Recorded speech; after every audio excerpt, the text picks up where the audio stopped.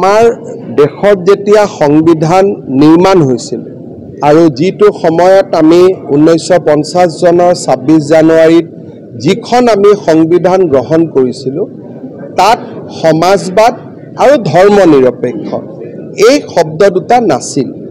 তাৰ মূল কাৰণ হ'ল যে ভাৰতত কোনো এজন ব্যক্তিয়ে ধৰ্ম নিৰপেক্ষ হৈ থাকিব নোৱাৰে। ভাৰতবৰ্ষত 5000 বছৰৰ পৰাই আধ্যাত্মিকতা আছে আৰু সেই আধ্যাত্মিকতাই আমাক শিকায় সৰ্বধৰ্ম সমভাৱ। আমি নিৰপেক্ষ নহয়, আমি সমান ভাৱ ৰাখোঁ। ইন্দিৰা গান্ধীয়ে ইমাৰ্জেন্সিৰ সময়ত 1976 চনত ধৰ্ম নিৰপেক্ষ আৰু সমাজবাদ শব্দ দুটা সংবিধানত সন্নিৱিষ্ট কৰে, যি ভাৰতীয় চিন্তাৰ পৰিপন্থী।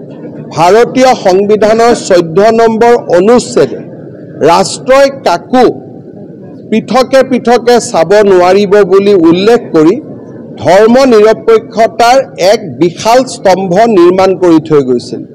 কিন্তু তাৰ পিছতো এই দুইটা শব্দৰ ব্যৱহাৰে আমাৰ দেশখনক পশ্চিমীয়া দেশৰ কাষলৈ ওচৰ চপাই লৈ গ'ল আৰু আমাৰ ৰাষ্ট্ৰৰ নিজৰ চিন্তাধাৰাৰ পৰা আমি আঁতৰি গ'লোঁ।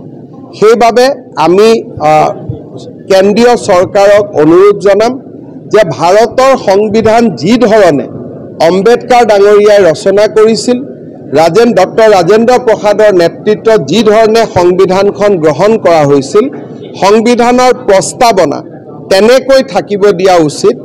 জৰুৰী অৱস্থাৰ সময়ত সংযোজিত শব্দ দুটা সংবিধানৰ পৰা বাদ দিয়াৰ সময় সমাগত।